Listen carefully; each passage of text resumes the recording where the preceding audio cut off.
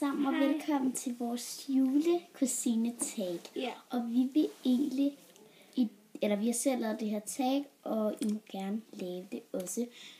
Og vi vil egentlig bare se at komme i gang. Og så har vi fået nogle spørgsmål og sådan noget. Så vi vil egentlig bare se at komme i gang. Yndlingsjuledrik. Din er nok te. Nej. Det er... Skal jeg sige det? Altså det kakao. Ja, det er kakao. Og hvad er min? Din er også kakao. Ja, min kakao. Yndlingsjulesang. Din er All I Want for Christmas. Ja. Så er det nok Last Christmas. Last Christmas? Ja. Nej.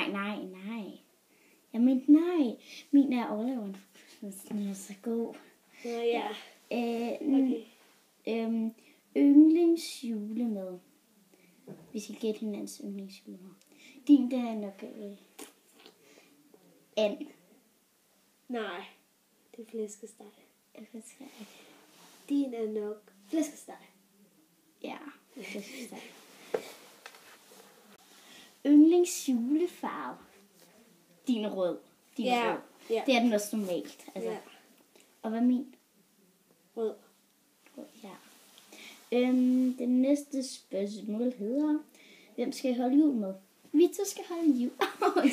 Vi to skal holde jul sammen. Ja, og så sammen med nogle af de andre. Min morfar og min storesøster storebror, hendes morfar og min hendes storebror og min mormor og din far.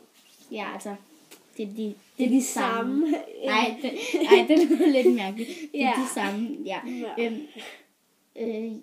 Jeres ønsker til jul. Jeg ønsker mig en iPad. Jeg ønsker mig Just Dance 2014. Og så ønsker jeg mig også... jeg kan ikke huske.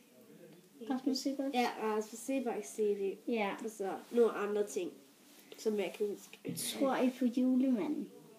Vi kan sige det samtidig. 1, 2, 3. Nej, det gør vi ikke. Men en gang altså, det var meget hyggeligt dengang, at vi sad og tegnede tegninger til julemanden. Sådan. Ja. Fordi at vi virkelig tror, hvis vi ikke var så mod julemanden, så ville han blive mega sur på os. Ja. Det var så vores julekusinetak. Og vi håber virkelig meget, at I kunne lide den her video. Og så hvis I kunne, så husk at trykke like og abonnere mig.